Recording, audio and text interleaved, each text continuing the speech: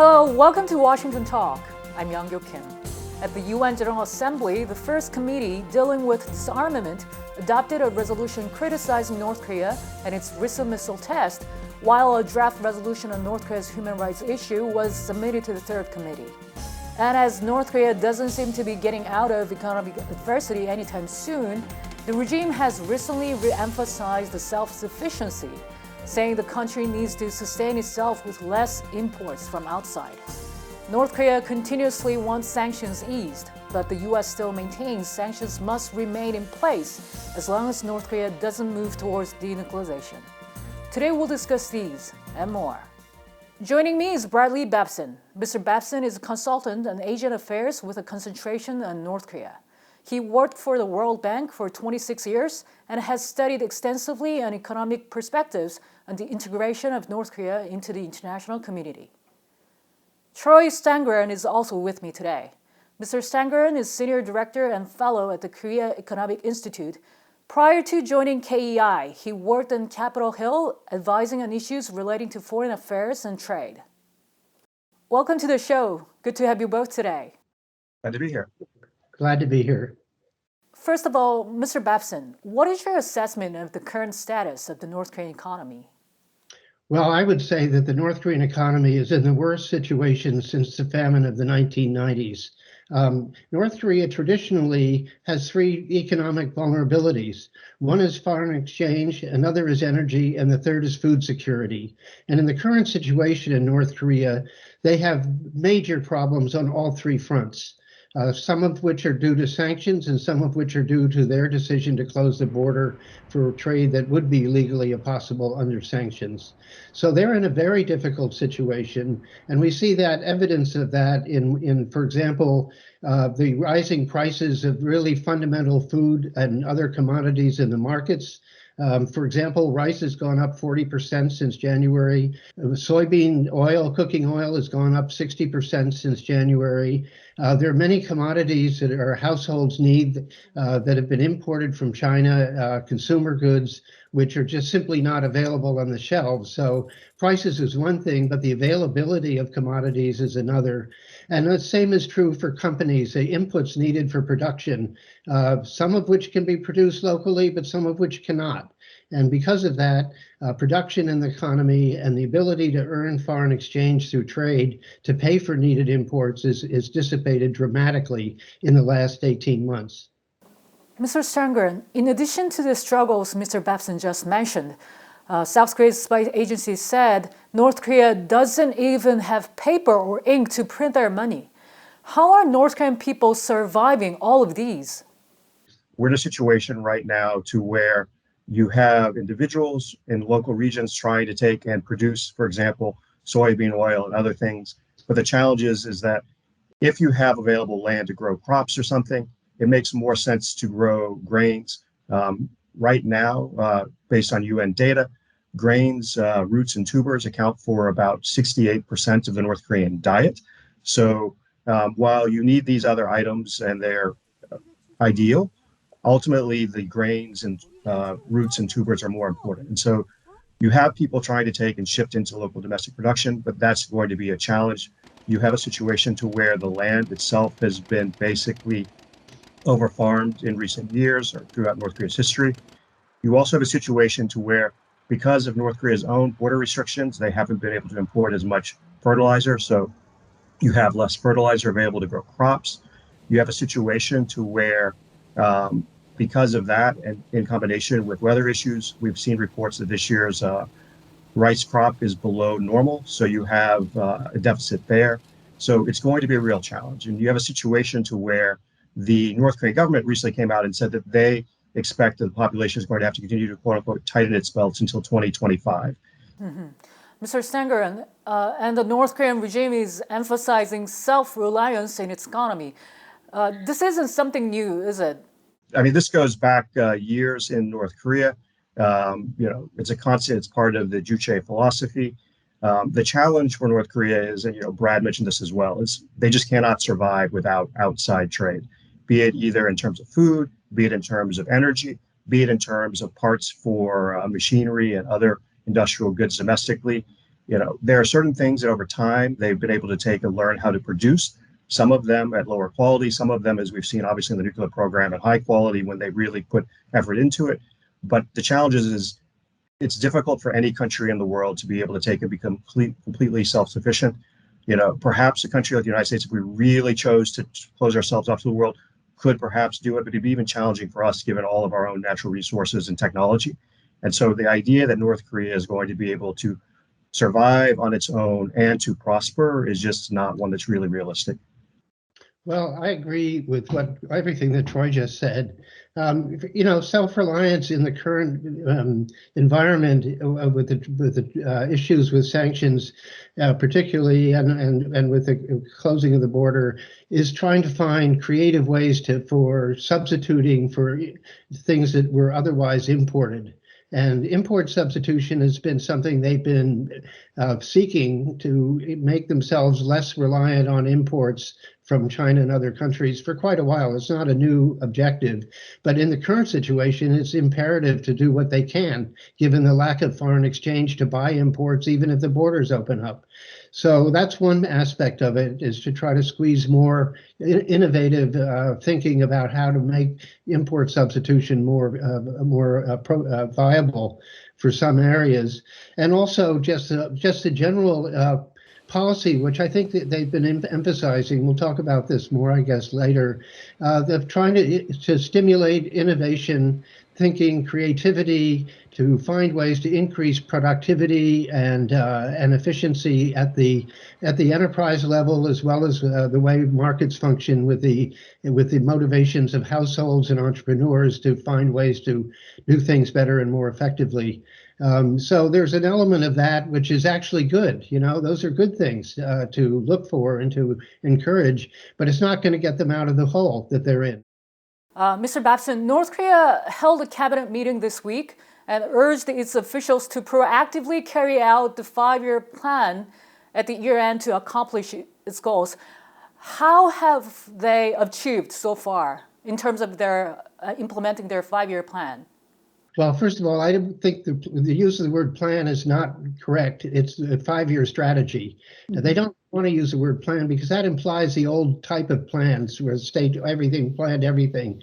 And they don't like the word reform either because it's too Western and loaded politically. So they use the word strategy for what they're trying to do is change their economic management system in a way that they feel will better meet their needs.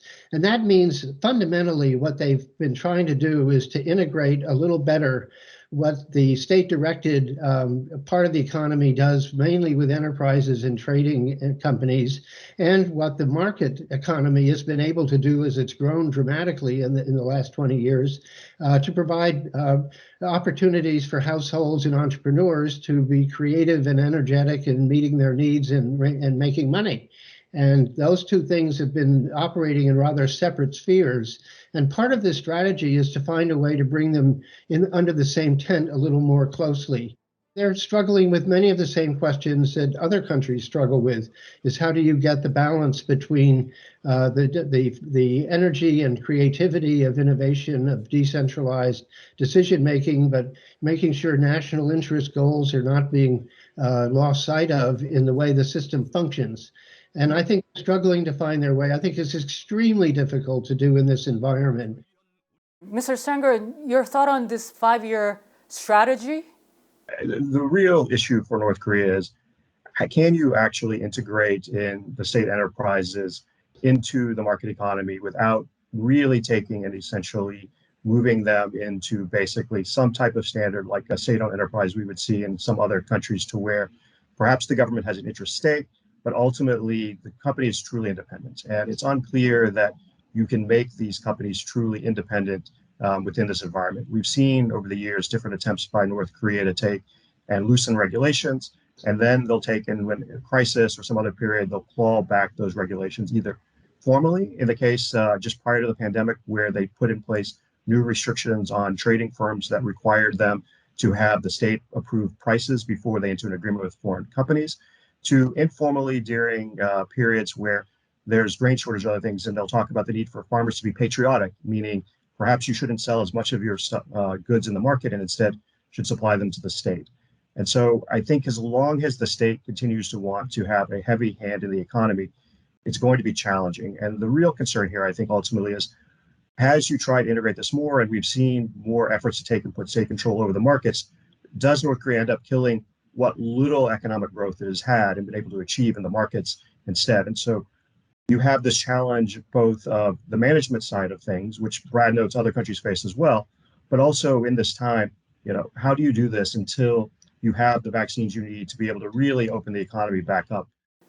Mr. Stangarone, South Korea's spy agency said North Korea is considering restarting rail transport with China and Russia. What does this tell you? I think what we've seen in recent months as trade has picked up is that, in essence, the store shelves have gone bare. They need to import more goods, and so they have to basically loosen the restrictions on the border. The border has never been completely closed, but it has been highly regulated and highly restricted, and we're seeing that now. Whether they take and open the border more to Russia and China for an extended period of time or just a few more months to take and try and stock up on stores that they need and then close things back down, I think that's still up to be seen. But the fact that they are telling people domestically that this is a crisis that could last till 2025 suggests to me that this isn't going to be an effort to normalize trade with Russia and China, but more one to try and bring in stocks to hunker down for a period of time until they have to open back up again. Mm-hmm. Mr. Babson, how reliant North Korea is right now on China? China is a source of aid as well as trade, and they don't report publicly the way they do their customs data, and even the customs data is sometimes suspect what they're actually reporting and what's actually going on. So in both informal and informal ways, they're still extremely dependent on their relationship with China in the current situation. If I were North Korea, I would not want to have that be a long-standing reality. I would want to diversify as much as possible, and the outreach recently to South Korea might be an overture in opening up a little bit more on that side, which would be a good thing if they were able to go down that road. Mm-hmm. Mr. Babson, the South Korean spy agency also said recently the term Kim Jong-unism is being used internally in the regime, setting apart himself from his father or grandfather. What does this tell you? Well, it tells me that he's running up to his 10th anniversary in January, and that's going to be a big moment for him. He entered his leadership period with a speech to the people that said he didn't want them ever have to tighten their belts again, and now he's saying they have to keep them tight for another 4 years. So he's got a real legitimacy, part of his regime legitimacy tied up in his commitments to improving the lives of the people. And right now he's not in a very good position.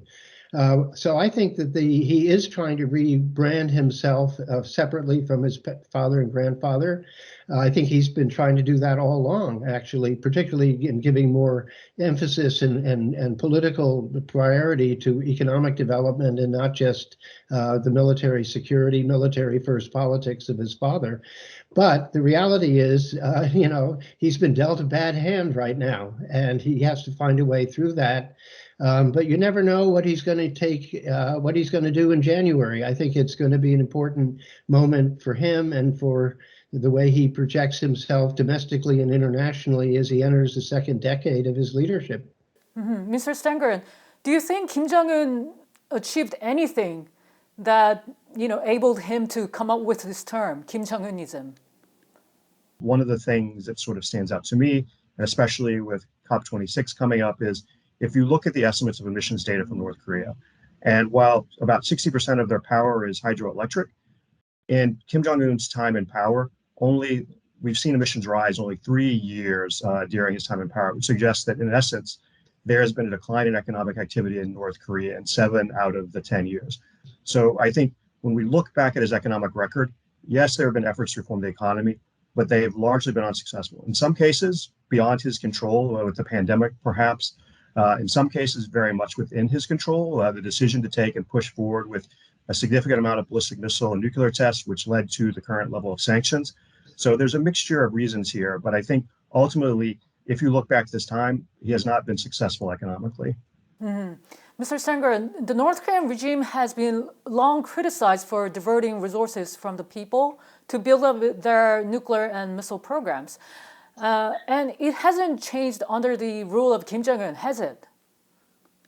We've seen a little bit of effort in the sense, during the current crisis, some of the stocks from the government's warehouses have been put out into the markets to try and reduce some of the challenges the domestic population has faced. But to a large extent, this is true. Even if we look at the trade data so far this year, one of the things that sticks out to me, I mentioned earlier that, cereals are a significant part of North Korea's diet. There have been zero, at least official imports of cereals into North Korea this year. Now, there are reports from the UN panel of experts that there has been some call for food trade with China to where North Korea has gotten rice and some other humanitarian aid back from China.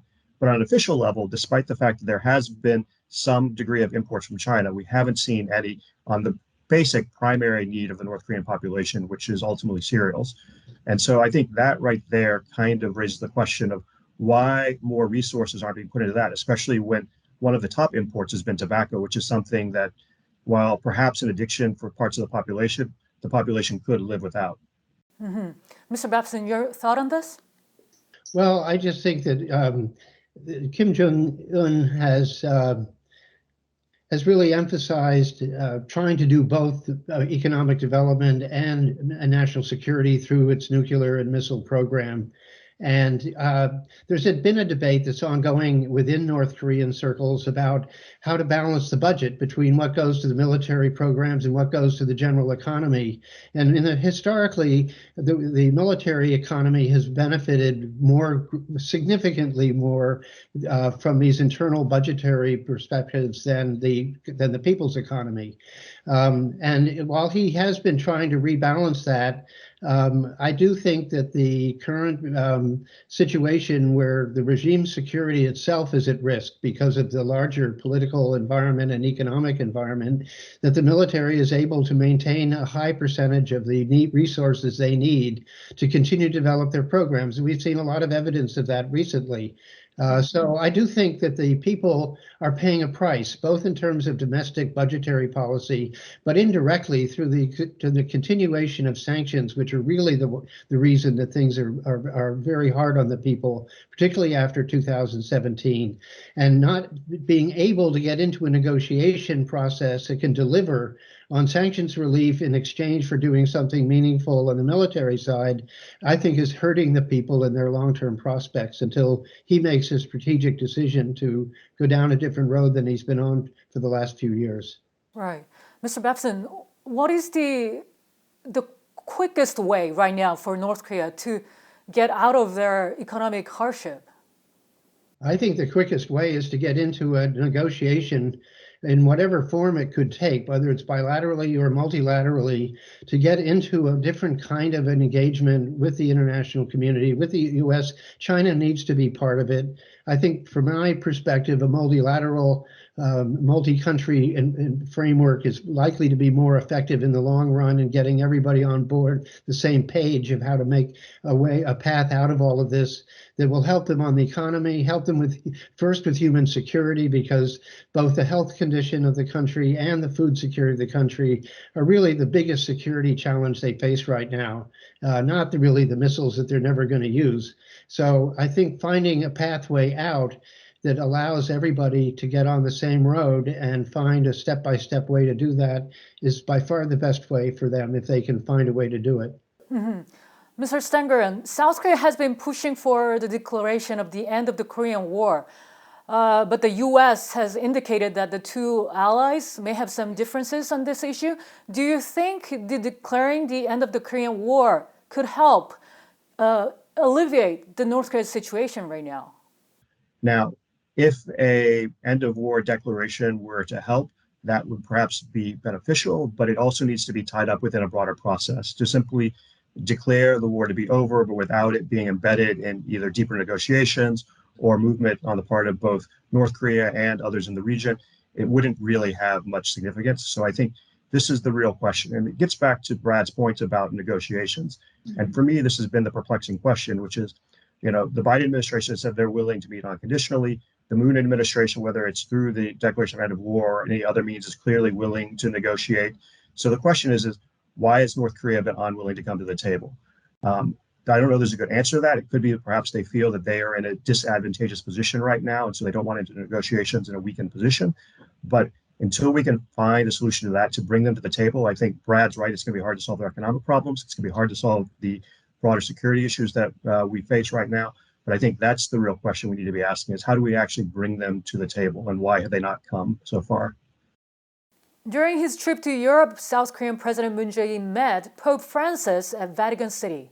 Just like he did when he visited the Pope for the first time in 2018, President Moon made a request for the second time to the Pope to visit North Korea and meet leader Kim Jong-un.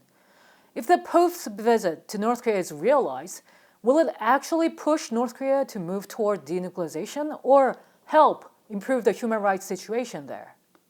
Mr. Babson and Mr. Stangarone, thank you so much for your time today. Thank you. You're welcome.